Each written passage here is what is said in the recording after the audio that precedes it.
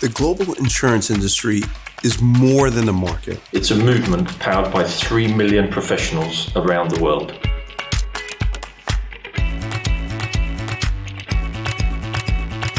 Together, we support communities as they rebuild after disaster. Help businesses through risk and uncertainty. Protect individuals as they plan for brighter futures. This impact isn't possible without people. That's why we attract, grow, and retain the very best talent. Because when every voice is heard, when every person feels they belong, we don't just build careers. We build a better tomorrow. Belonging builds tomorrow. Belonging builds tomorrow. Belonging builds tomorrow. Belonging builds tomorrow. Belonging builds tomorrow. Belonging builds tomorrow.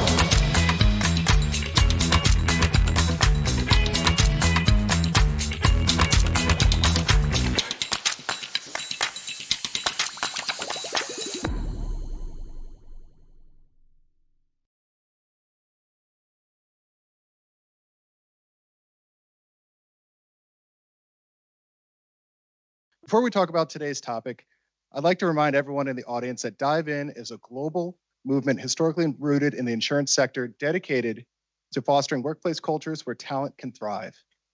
Dive In is a year-round initiative that provides guidance and tools to support inclusive workplace culture, which culminates in a 3-day festival hosted in countries across the globe. This year's theme, Belonging Builds Tomorrow, focuses on how prioritizing belonging in inclusive workplaces can attract, retain, and maximize individual talent, thereby driving innovation and growth in the insurance industry. My name is James Bradley, and I'm an account executive at Aon, based out of New York, and I'm honored to be here today moderating what I believe will be an insightful and uplifting panel discussion regarding a growing and vital topic in the insurance industry.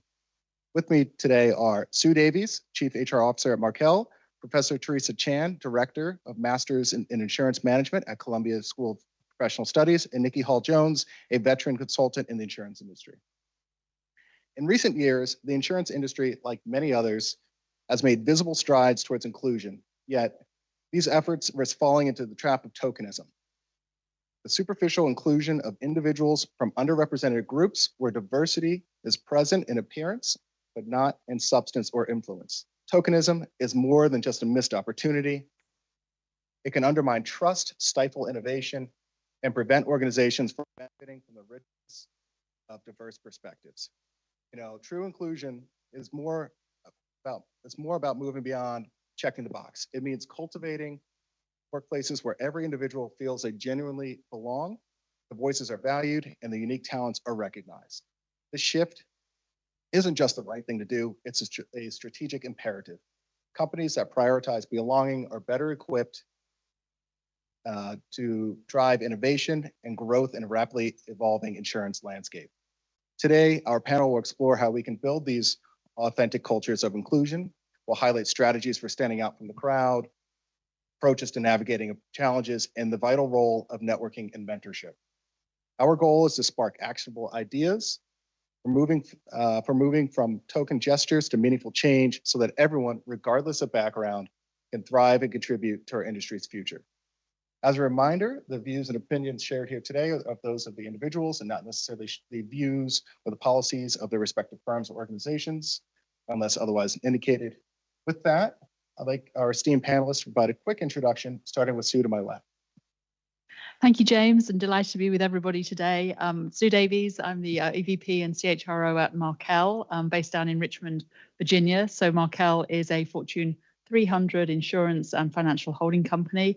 Our insurance operations span the world in terms of about 20 countries that we operate in. I've been with Markel for 9 years primarily in an HR role, but also supporting our brand and communications and workplace functions and teams. Prior to that, I spent time in CPG, working for a global packaging company.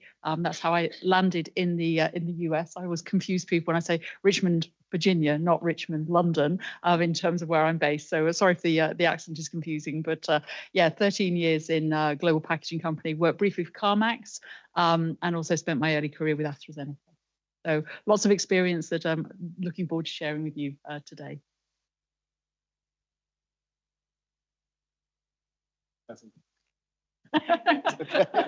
No, I want that mic.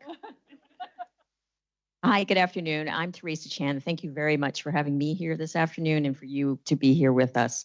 I actually started in the insurance industry when I was much younger, gave them the best years of my life. I was in the insurance industry for 27 years as a lawyer, as a new product development specialist, and then I ran 2 businesses and also worked for multiple companies. But I was at AIG first. I was at AIG for about a year in the legal department. Went over to Guy Carpenter for a year and a half, worked in reinsurance for a year and a half, then came back to AIG to start policy drafting unit in the legal department. And it's important to me because to kind of go through a little bit of that because my journey, my career journey has been like far and wide. I've had the luxury of being able to work in a lot of different areas.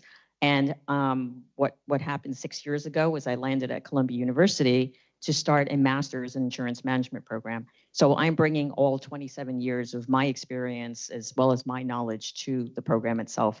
And somebody called it my insurance nirvana, so here I am.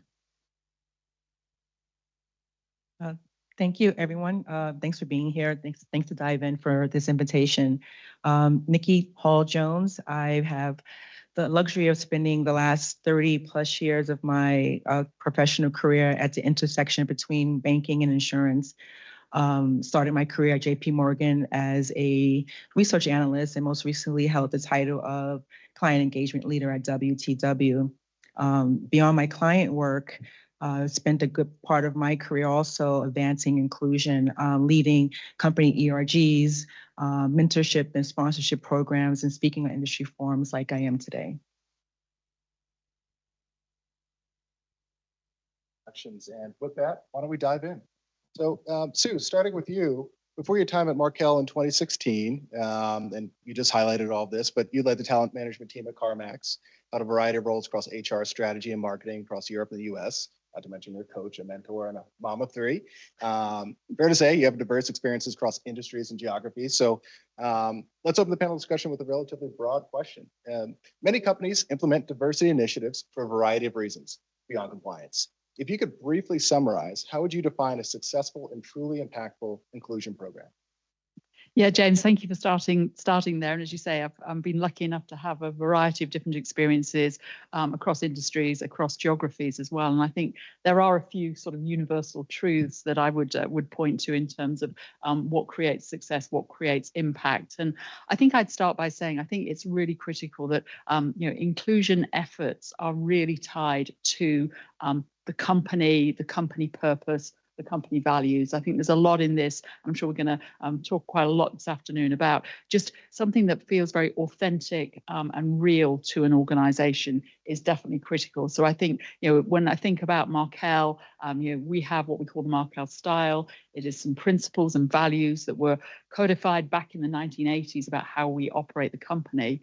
And one of the key things there talks about creating an atmosphere in which individuals can reach their full potential. So when we really started to kind of double down on our inclusion efforts, we naturally tied it to that as part of who we are, how we operate. And I think having been able to stay close to that and not veer away too much, not to be pulled in by kind of current trends or flavors of the month, definitely I think feels like it's a key aspect of keeping this grounded, keeping this anchored, and keeping this as a core part of how we operate a company. I think there's a few other sort of critical success factors that I would probably point to, things that I think are important. I know data in the inclusion space is always an interesting topic, but I think having some ways, both quantitative and qualitative, in which we can look at and get a sense of how we're tracking progress is key. It's important that we do that. I think another universal truth is about the role of leadership and the role of education when we talk about this. I think we kind of assume sometimes that everybody knows how to do inclusion. I don't think that's true. I think it's really important that we equip those individuals who are on the front line of creating employee experiences with the tools and the wherewithal to be able to operate in terms of that. And then I think, a degree of accountability as well. This is something which continues to be important and continues to be something that we hold leaders as well as employees as well. It's a shared accountability and a shared responsibility for the culture and the way that we operate. Just a few early thoughts there. I appreciate that broad summary and a couple of really interesting points there, particularly around data. Again, not doing the flavor of the month or the current trends, but all things that we'll come back to. But maybe Nikki, you started out your career as a statistician at J.P. Morgan Chase before pivoting to the insurance industry, and were most recently at Willis, holding a variety of roles. I'm mindful that company inclusion efforts vary across industries, and I would value your perspectives from the individual level. In your experience, what can be the emotional or career consequences for employees who are or often feel tokenized? And maybe a follow-up to that too, what actions can colleagues, not just leadership, take to clue in some of these issues and ensure team members feel seen, valued, and have a sense of belonging? So when I think of tokenism, I think of visibility without influence, right? When someone feels like, if someone is the only in the room and they feel like they're there just because, a box needed to be checked, that really takes a toll that really chips away at their self-confidence, their self-doubt. And in some instances, it can really stifle their career there, right? Because you don't speak up anymore. And maybe you did speak up, but no one heard you, right? Or maybe someone spoke over you and you feel like you don't have a voice in that room. You tend to just kind of stay in the background, right? And I would say my first experience in investment banking, right out of college, I thought, hey, I graduated with a degree in economics, got my first job working for the chief economist at a big bank. This is my dream job. And, but I was the only in the room, and I felt like the only in the room all the time. It was the colleagues that really, really took a toll on my self-confidence, self-doubt. I was this girl from Brooklyn, New York. I grew up in an urban community. I wasn't as well traveled. I wasn't as well spoken. And I wasn't invited to networking or after dinner things. And I was really excluded from a lot of things that were going on that really helped create mentorship, right? When you do happy hours and social things with other colleagues, you're picking up a sponsor, you're getting a mentorship there. But if you're, if no one's telling you about those things and you're checking in, you're checking out every day. And eventually, after a couple of years later and a couple of visits to the hospital for anxiety attacks, right? Because that really takes a toll on you. I picked up and left and started my career in the insurance industry. And so by not feeling included in a company, it also leaves talent, really great talent. This comes in and goes out the door because they just don't feel like they belong. And company programs are great, to help, with, different events and so forth. But you ask me, like, what can companies do? Invite someone into the conversation, right? Oftentimes I might say something and people just talk over me, but that manager can say, hey, what did Nikki just say? What was that point that she made? That was a great point, right? Like, point out someone that may be in the back of the room that feels uncomfortable, right? Invite them in a conversation. You get a new employee, invite them out to lunch. Put a time on the calendar for a coffee chat. Don't wait for that person to do it for you, right? But just really be intentional about making colleagues feel belong, because it's harder now in a virtual environment. People are not in the same days every day of the week, right? And so how do you bring that 5 days a week into a virtual environment now? You really have to have a lot of intention. I really appreciate those perspectives. And, one thing is talking about tokenism and inclusion from the leadership level on down, but what highlighted is just the peer groups. Peer groups, the impact that will have on colleagues and creating that culture, that environment that helps talent succeed is, again, from the ground up as well. Maybe on that note, to Teresa, I'm curious to get your perspectives as well. 6 years ago, you started the Master's in Insurance Management program at the School for Professional Studies at Columbia University. As you mentioned, prior to this role, you had over 20 years as an insurance professional across various firms and as a lawyer. You have direct insights, in my view, into the next generations of potential insurance professionals and executives. So true inclusion often requires us to change and evolve how we work. Can you share a few anecdotes about the new products and ideas coming from diverse students and discuss their potential impact on the insurance industry today? Well, thank you very much for giving me the opportunity. I wanted to start by saying that 6 years ago, when we launched the program, we had our first cohort come in, and out of that cohort, less than 30% of them were women and minorities. 5 years later, we balanced it out. it was half women, half men, and over 30% minority. So I kind of feel like in my microcosm, I'm creating an opportunity where, where aspiring leaders can come in and experience what I'm going to talk about later. But I have to say that the ideas and the thought leadership that comes from having a more diverse cohort makes a world of difference. So, as an example, in the first year, and actually I've been doing this every year, one of the assignments that I have in one of my classes is to ask students to describe an event or a situation where they felt like the other. I didn't limit it to their professional life. I just said, whenever in your life have you ever felt like the other? And in that first group, there were actually 5 individuals who said, I've never felt like the other. And so I went back at them and I said, were you chosen to be on every dodgeball team? Were you the number 1 chosen? Oh, you mean like that? So through the curriculum, I'm kind of forcing people to think about that. And as a result, with the emerging, with the newer cohorts, with the more diverse cohort, the ideas are completely different too. So just as an example, this past summer in our emerging risks and insurance topics course, by example, a set of women, some minority, some not, they came up with a white paper talking about affordable housing in each of their areas, one in New York, one in Atlanta, one in either Dallas or Texas, Dallas or Houston.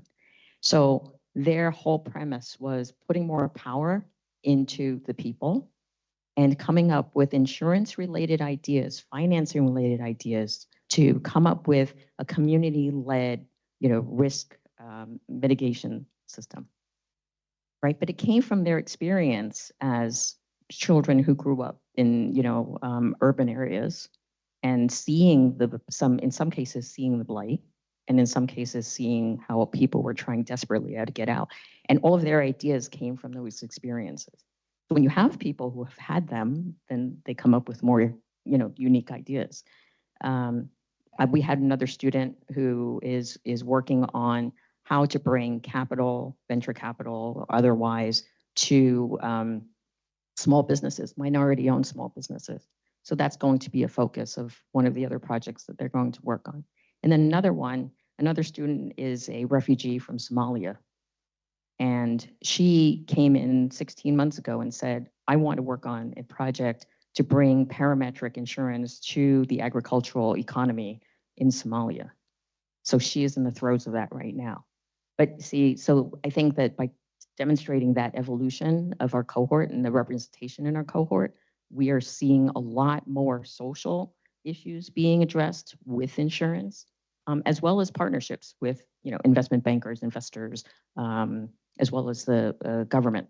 So those are some examples of the way diversity has actually reshaped the way we think. And the fact that these people are now exposing the others who've never felt like the other or didn't know that they felt like the other, exposing them to things that they've never thought about before. Appreciate those insights and those anecdotes. I think, some things that were conventional in the insurance industry, those molds need to be broken. Generations are there to do so. And I think it's just and I think that their leadership as well within a firm immensely helpful for insurance landscape.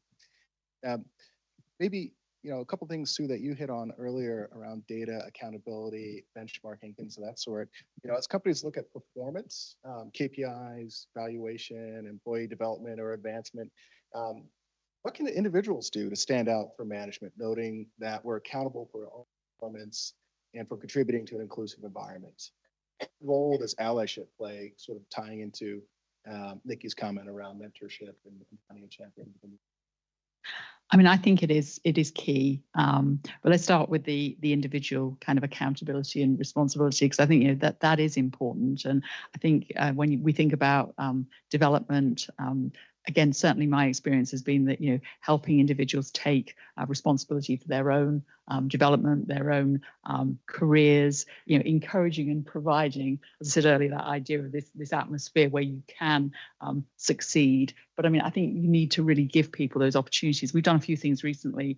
We're really trying to open up development opportunities, which maybe traditionally were ones where you had to be nominated for a particular program, getting those out so that people can express their own interest in those kind of things. So I think that idea of personal accountability is key and helps in terms of development. I think the allyship piece that you talk about there, that is something that we've focused a lot on. And I think, making sure we've always had, we've got 8 ERGs at Markel. We've always, and one of the principles of those is all ERGs are open to all employees. And that is really based in that idea of allyship, in that a lot of what the ERGs are about, it is community, it is belonging, it's everything that we've talked about here, but it's also about education. It's about exposing others to different things that they may never have experienced, giving them their other experiences sometimes in terms of seeing the world through that. So I think that idea of providing education, allowing people to be allies, we encourage senior executives to be executive sponsors of our ERGs as well. And oftentimes you'll find they're not necessarily of the particular demographic. They're actually senior leaders who are willing to step in and be allies in that executive sponsorship role as well. So I think those are ways that we've thought about allyship and accountability. I think that's great. I know that we have several ERGs at Aon. We pride ourselves in those ERGs as well, and we certainly provide significant resources to help build out a sense of culture at the firm where it's very easy to be lost, in my opinion. When you're 50,000 people strong in a global firm. I'd be curious, Nikki and Teresa, any comments on that? And maybe, ERGs are fantastic, but sometimes they can fall flat. So I think there needs to be, true effort spent there, and true amount of dedicated resources for ERGs. But I'm curious to get your perspective. Well, I 100% agree with that. My experience that most ERGs are colleague-led, right? And that is a big undertaking for colleagues, right? To foster that culture in the organization on top of their day job, right? In a nutshell, right? And so oftentimes in my experience, a lot of the ERGs are often led by people of color, and it's another side project on their desk that they have to do. But at the end of the day, everyone needs to show, bring the receipts that you have to deliver to the company, right? You have to perform. But then you also do this other job that you're very passionate about. And I feel that, sometimes it could create this just imbalance, right? You often get tapped, well, can you speak here? Can you do this? And we have Hispanic Heritage Month, and we have this month, and we want to recognize it, we want to get a panel together for that. And you're like, oh my God, how many hours of the week am I spending on this ERG on top of my day job, right? And well, the other colleagues right next door are not doing that. And my point is, and at the end of the recognition period, at your performance review, the work that you've done on an ERG oftentimes is not recognized as a contribution to the company, right? And I think that is something that we need to, address. Like, how do you, as a colleague, as a manager, how do you recognize that employee for bringing doing all this great work in the company, bringing culture to the organization, creating an inclusive environment for colleagues, but when it comes to performance, that part is underlooked. Right? And I think that's something that, I don't have an answer for that, but I think that often does happen for many people. So, any comments on that one, Teresa? Or I completely agree. When I was working for AIG, it was on the Asian American, the Asian ERG, and it'd sit on panels, and it was kind of funny. One of the women asked me a question. She said, "So since you're short, do you feel that you should wear heels in order to be more prominent, in order to be more visible?" And I kind of looked at her and I said, well, if you're comfortable doing that, then sure, why not, right? Because it's a confidence thing. So I think ERGs can be very powerful if you allow that really honest, open discussion to take place. And as funny as a question like that may sound, it meant something to that person. So the ERGs are really special if they can allow people to feel that kind of freedom, to ask the questions.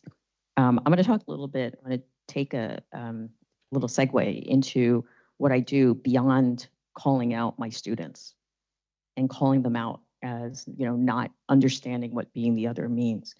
Because I have the latitude to do that through my program. So it's not just an academic program, but what I do is I put my students through a lot of group work.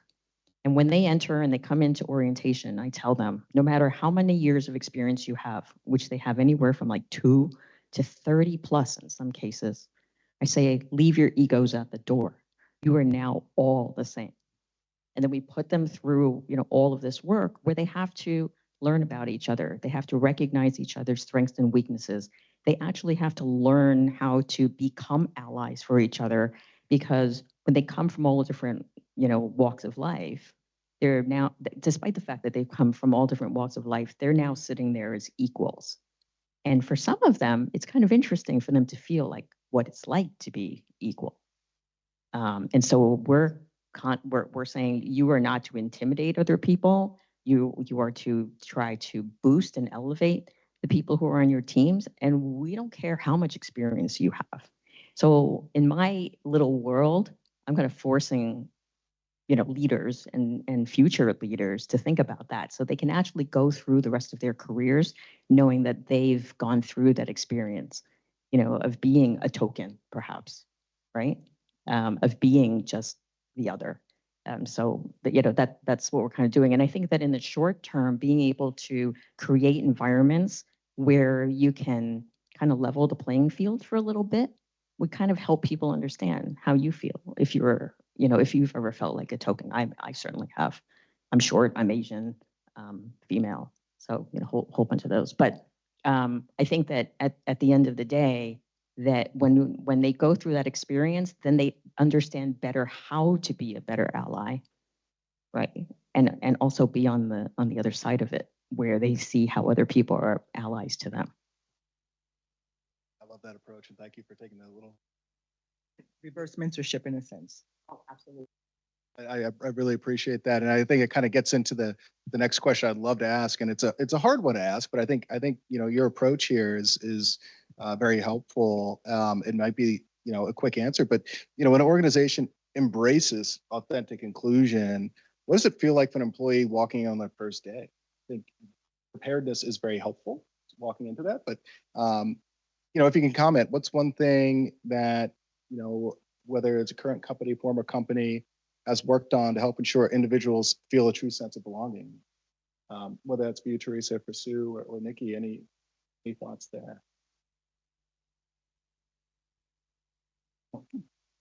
Happy to take a first pass at it. I mean, I do think that early experience in an organization is critical to really kind of set the tone. And I think making sure that individuals do feel that sense of belonging and that sense of possibility as they come in, just in terms of practical things. And we certainly try and, provide mentors and onboarding kind of buddies. Again, that sense of having somebody that you can connect with.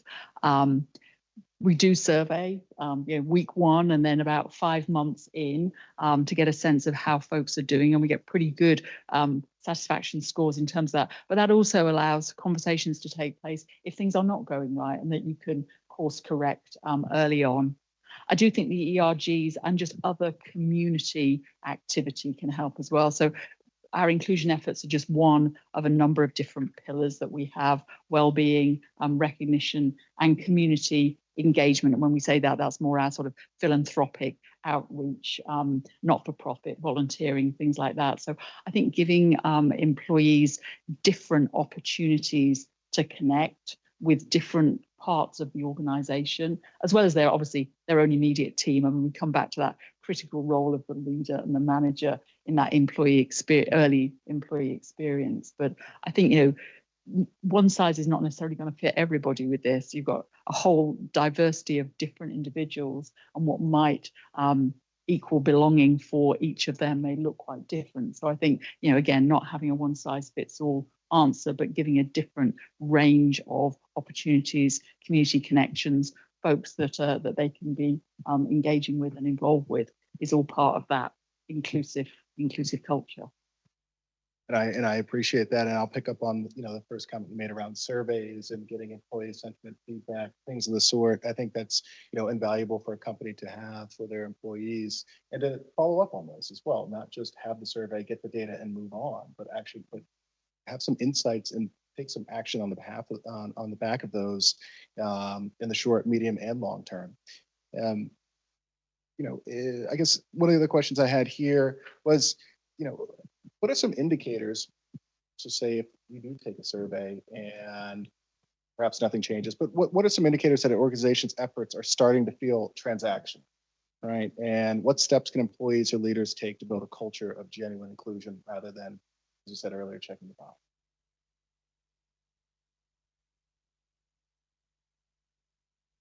I think that one was for a person not here today. Yeah, the HR person. But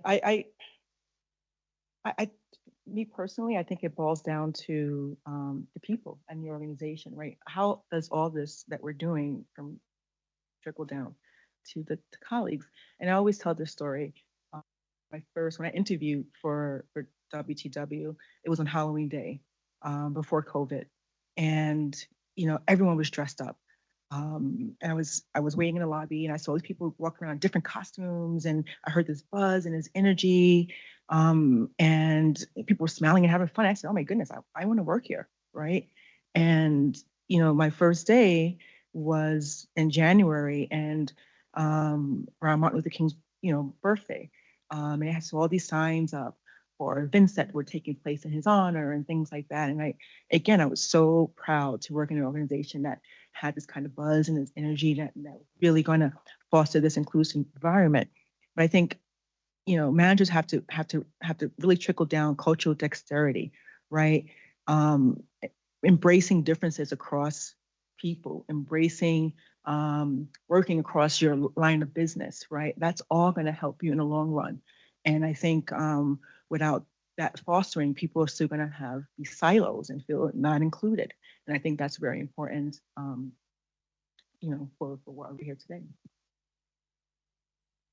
I actually have a comment, with respect to something that both of you said in terms of being looking at people individually, because everybody is different and they need a different level of inclusion, right? So one of the things that I wanted to mention is that I think that we as individuals, once we walk through the door, we see, oh wow, what a great environment. I want to be part of that environment. But then after you step through the door, then it's your responsibility partially, not just to have the expectation of the company to meet you, but you have to be the one who's vocal, and you have to be the one who goes out there and manages expectations.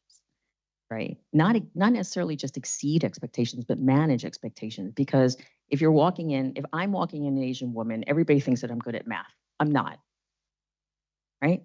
So, it's really, it's a common thing. The other thing I've been getting after having children is, oh, you must be a tiger mom. And I said, absolutely not. I'm a pussycat mom. Ask my kids. Relatively. But I think that that the individuality is important, because I think each of us, if we took one person under our wing and we talked to them as individuals and asked them what they want and what they need, we should be putting together programs. Yes, it's great to have the big groups, ERGs, and you network, but part of the networking is finding the people that you can connect with, right? And so it always still goes back to the individual part of it. So I have a student who, after being in my program for 12 months, he now has to work on an applied research project, which means that he has to start talking to people in his company. He's very shy. And I said to him, what's the issue? And he goes, well, I don't think I have anything to talk about. Totally not, right? So he needed individual attention to say, and he's Chinese. He first studied in Taiwan, so he's kind of new to the education system here. And he said, people here are just different. So I said, I want you to go and call 2 people that you haven't talked to in a long time, or one person that's new, one person that you know. He actually researched meeting his ex-boss for coffee and conversation. And I said, what? Why did you have to do that? She hired you, she loved you, you left her. it was all copacetic, right? And he said, well, because I'm just insecure. So it's just so basically I said, well, what actually happened? Did you have to research?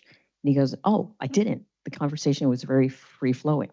So individual people need help, mentorship in different ways. And I think that that's what, we have to kind of pay attention to. So that's my comment on that.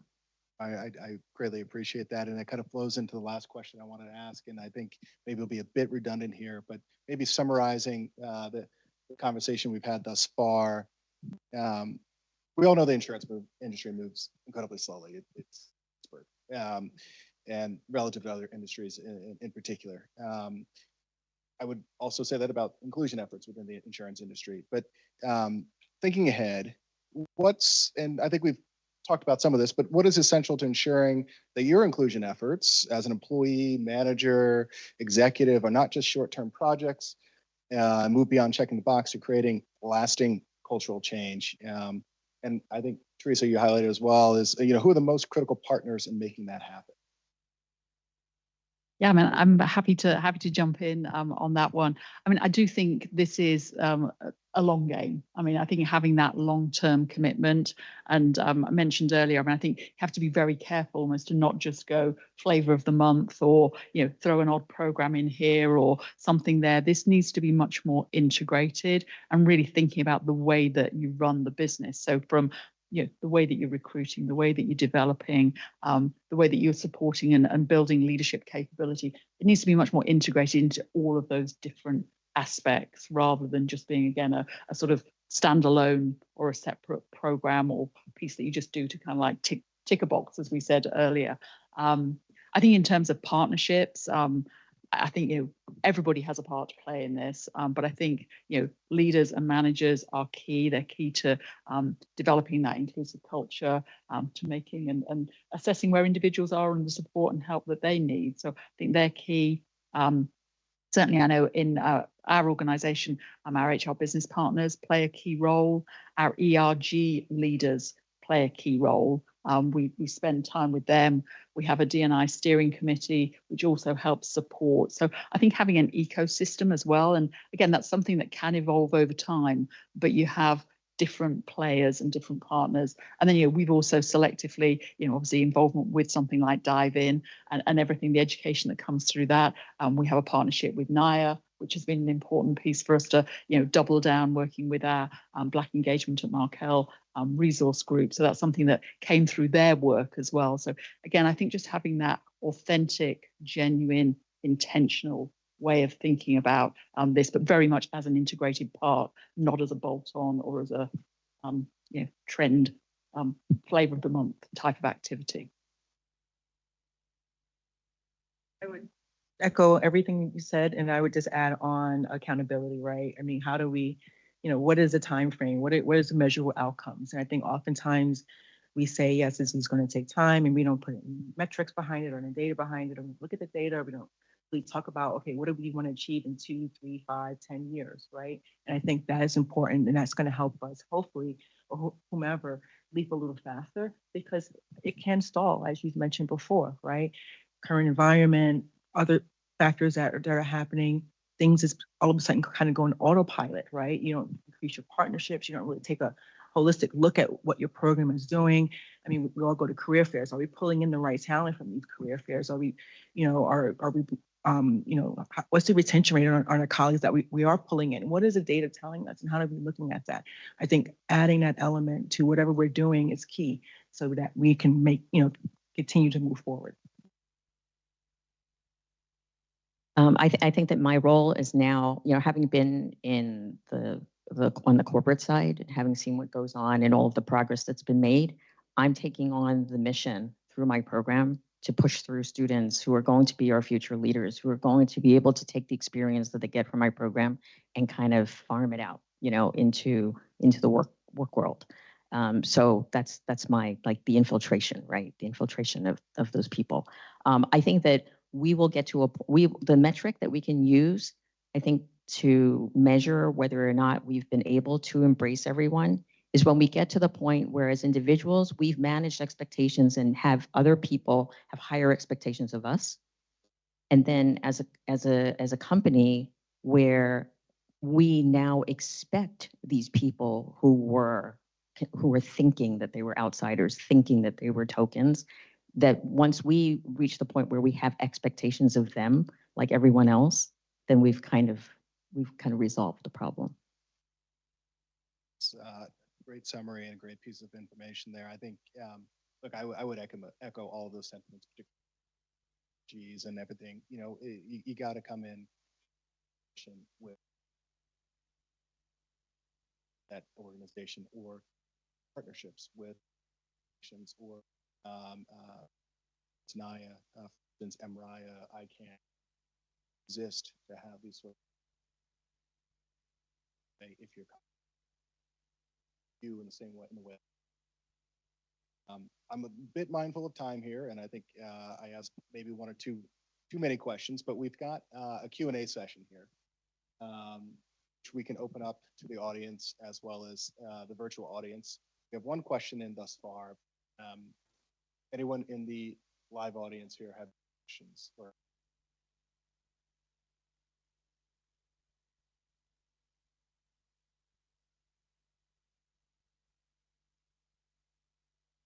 Hi, Liz Avery from WTW. So you talk about tokenism as being sort of having the representation, but not the influence, right? And I'm just wondering, when I think of it, I also think of it as sort of a double-edged sword in that you have representation and then you have the people who think they ask the question, but now they're putting you on the spot to represent a very large group, right? So you're the token women and now you're being asked to answer for the experience of all women, or you're the token person of color and you're being asked to answer for the experience of all people of color, like there's only one. And so that to me seems like a double-edged sword of tokenism. I'm just wondering if that's anything that you all have encountered in your, your various experiences, and how do you shine a light on that for the person who thinks that they aren't doing it, that they are not, that they're giving you influence, that they're giving you what you need, but really they're kind of actually getting bad data because they're asking a very broad question of a very narrow group.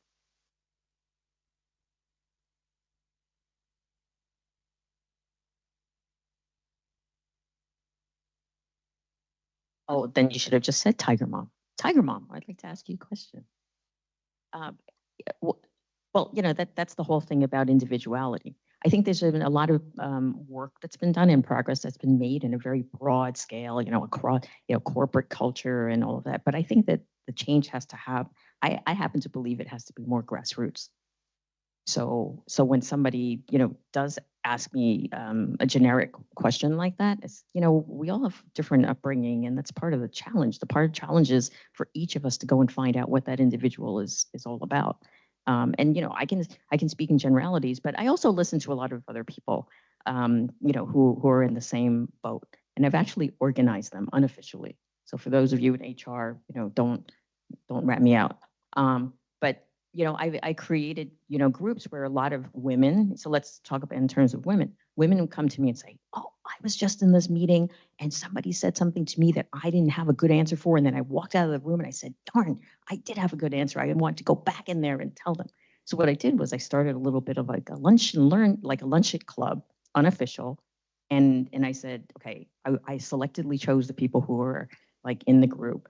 And then what we did was we gave each other advice about situations that one of us might have been in, so that all of us would leave equipped to be able to handle the issue. So I don't come up with solutions myself, and I don't just, I like to do things in a group. I'm more of a consensus person, so that's what I do.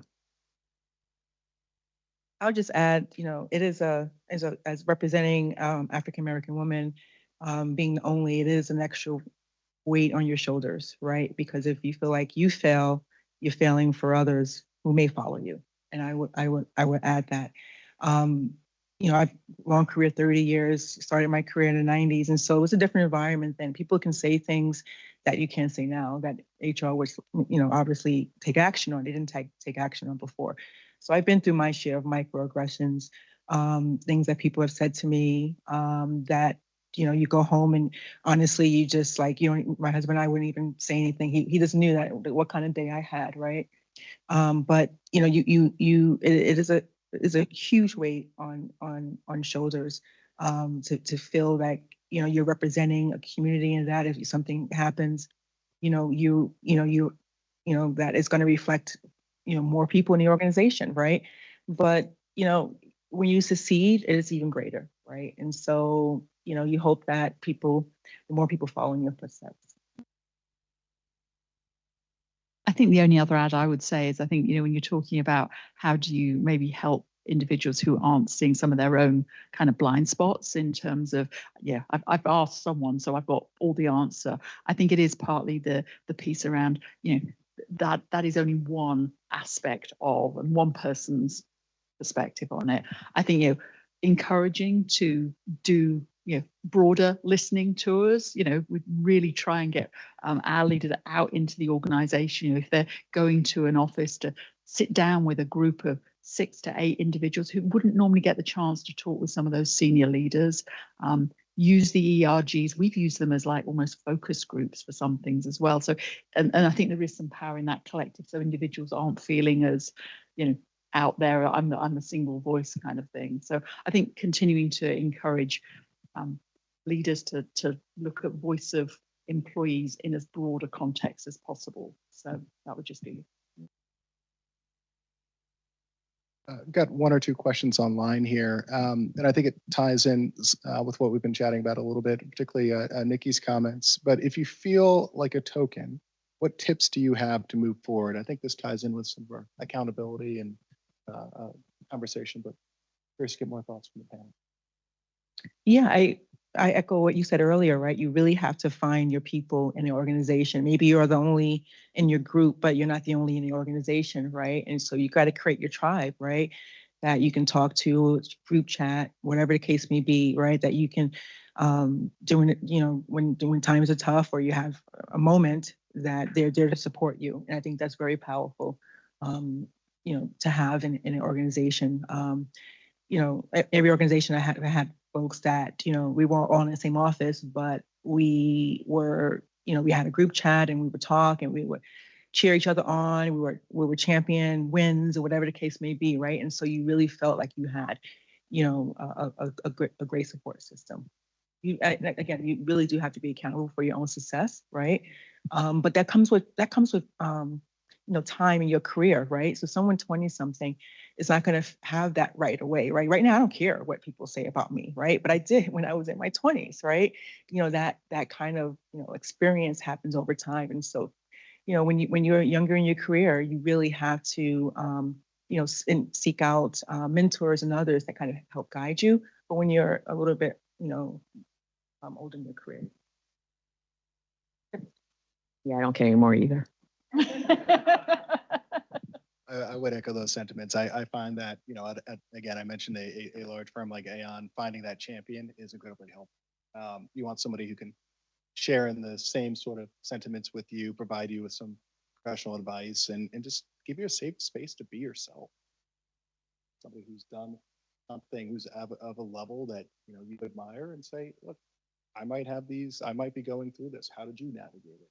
And what would you recommend? You know how to navigate the gotten to a certain level. So again, I would really preach mentorship and finding that champion within the organization. There's great organizations out there that have mentorship programs. I certainly had a mentor, and I had mentors. Anyone is feeling that way. James, I'd say as well with that. I mean, I sometimes, even, and we have some formal mentorship programs, but even so, I mean, I just encourage individuals to, I don't think I've ever known a situation where someone's asked someone to be their mentor and that person's turned around and said no. I think people are honored and it's a privilege to be asked to be a mentor. And so I think encouraging people to have the confidence, because I think sometimes that feels like a bit of a leap of faith to do that.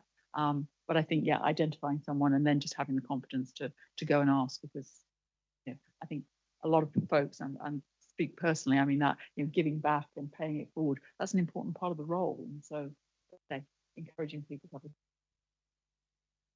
Great. I'm sorry. Go ahead. I just want to mention that based on what you said, that some people feel that they have to have multiple mentors for different purposes. So you don't have to feel, so one person doesn't have to feel that they are the only one that you have. And I heard that from someone else. It's not from me.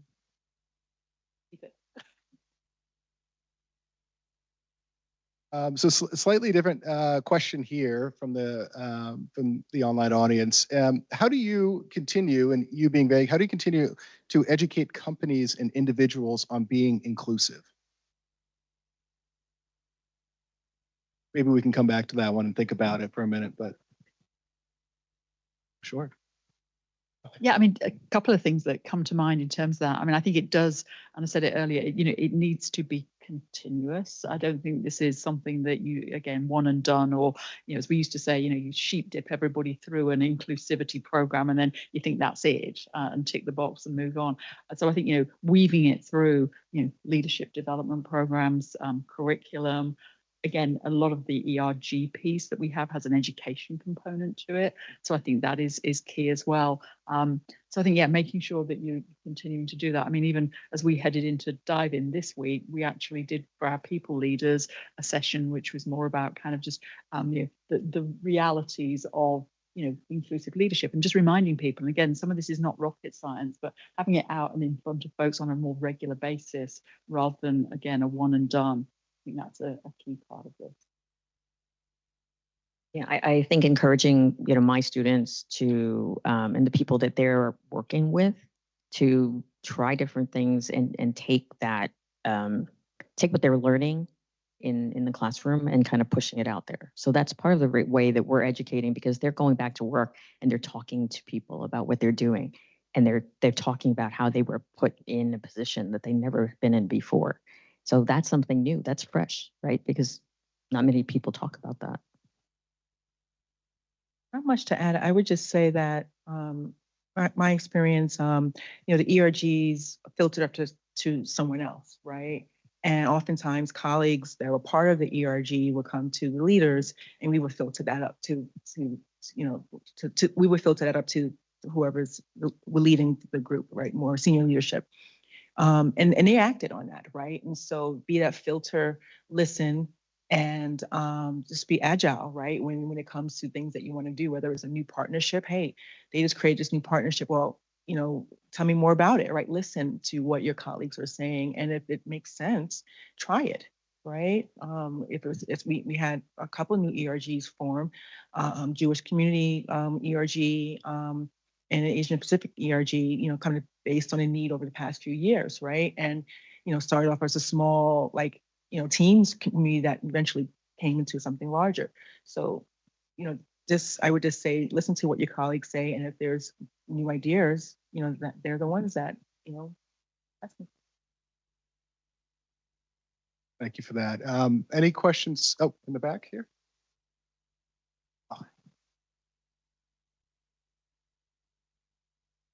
Actually, Sue just mentioned something that I want to ask. You ready, Sue? So you actually just said something that it's not rocket science, right? And I'm actually a big believer that DEI is not rocket science. You wanna diversify your pool, go to diverse communities and network. So why do we make it so hard? Why do people and companies make DEI so challenging? That's a great question, and I do think that it can be over-engineered and over-complicated in terms of some of the core and the root pieces of this. And I think sometimes it's almost become and I've seen this at various points in my career, where you just try to do so many things and almost feeling like you have to be, multiple programs, multiple approaches. And I think sometimes that means you lack the focus on, as I say, I think for me, leadership development, making sure your managers are approaching things in the right way. And again, just having very specific strategies and approaches that are grounded in your business strategy, that are grounded in the culture and the company that you want to be, and keep it simple. Don't over-engineer, don't overcomplicate it, because I think you're exactly right. We have made it more complicated than it needs to be.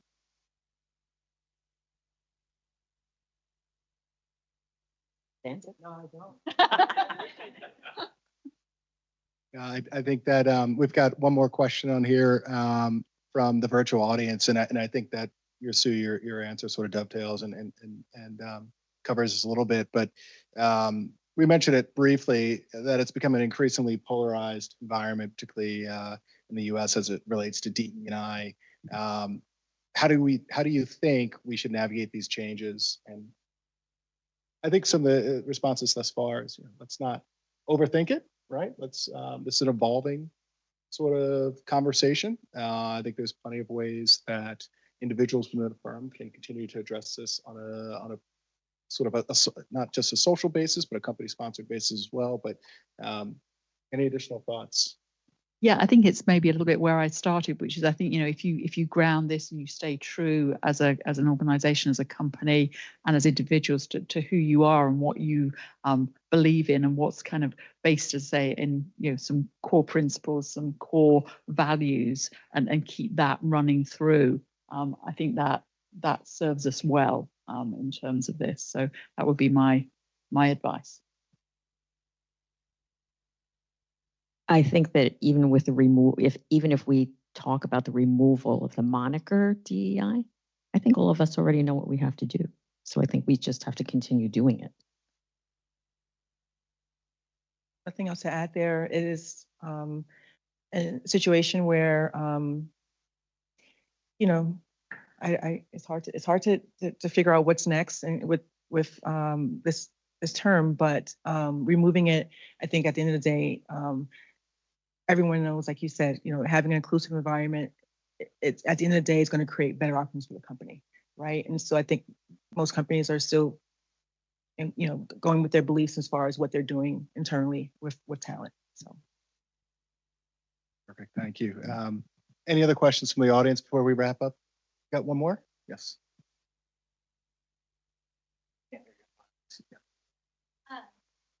Hi, Amanda Peterson from Elliott Partnership. I was just wondering if you had any advice for a smaller organization who's looking to be more inclusive, where that tokenism might feel even a little bit more heightened because there might really just be one person that falls into a certain category.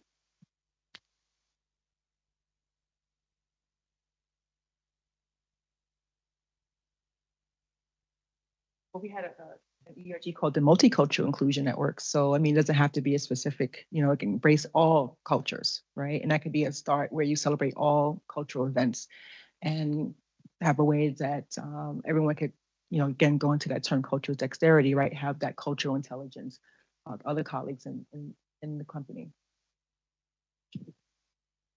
I think that in a small business, if you're brought into that company, they obviously see something in you, right, as part of their team.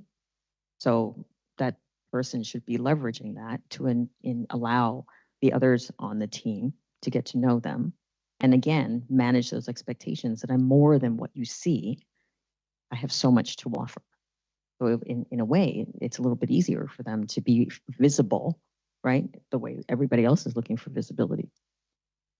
I think we talked a little bit earlier, didn't we, about sort of the idea that, inclusion, it does have that individual element to it. So in a relatively small group, but I think it is trying to find those ways of, how do you connect and how do you learn and kind of be that team where people feel comfortable and, ultimately feel safe to be themselves and to belong in that organization. So I think it probably is, it had some pros and cons probably of small versus large in terms of that. With one last question.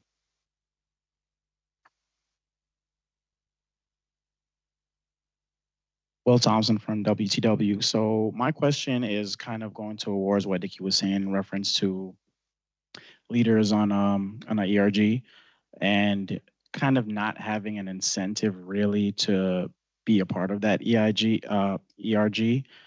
So what are your thoughts on what kind of incentive could be brought on the table to people who are in those organizations, co-leads or leaders of whichever ERG specifically, and how can that kind of create an incentive for them wanting to be there, right? Yeah, I'm happy to have a first go at that. I think it's a key issue, and Nikki, you raised it earlier, that it can be a lot of responsibility as a leader, co-leader, even an active member of an ERG. And I think recognizing that, I do think encouraging, and we created some sort of when it comes to goal setting and assessment of performance, some kind of suggested goals that could be included in goal setting for leaders of ERGs. So I think making sure that is recognised as part of performance would be a key piece. We have an ERG leadership team, and that group, we try and provide access to them, to probably more access to some of the sort of senior leaders, so they get to spend some time and maybe a bit more voice there. Conferences and access to conferences, that's certainly something that we've also tried to make sure that our ERG leads get sort of first dibs on that, because again, they're putting a lot of effort into this, and from an education perspective want to make sure that they're getting some positive feedback and reinforcement, charging their own batteries as well, because when they're trying to do this work as leaders, that's important that they're getting the education and the support to do that. So a few thoughts on things that might provide some payback in terms of the great and important work that they're doing. I would echo those comments. I think particularly at Aon, those sorts of conversations are had.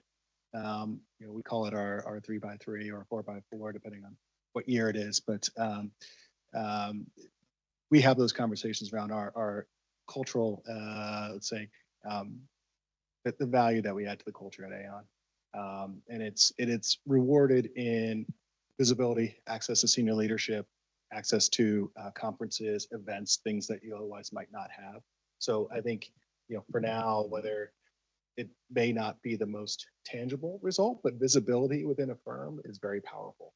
And I would advise that continuing on with these ERGs, even though you might not see anything all that tangible day one, it does pay dividends over time. I think maybe one other thing, sorry, I should have said this, but I think, it is leadership development.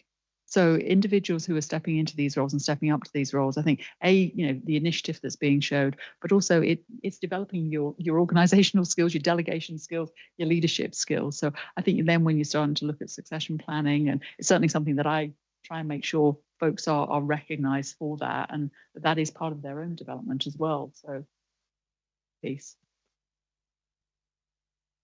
And I would just add, my comment that I made earlier was more around, making sure that you still have, at the end of the day, you still have to, as an employee, have to perform. You have to meet your goals, right? But oftentimes, we kind of some people overextend themselves, and I'm not saying they fall short on goals, but it'd be nice to have that. You have to make sure you have that balance, because oftentimes you can overcommit, right? Because we do it because we're passionate about it, right? Not because we want that recognition.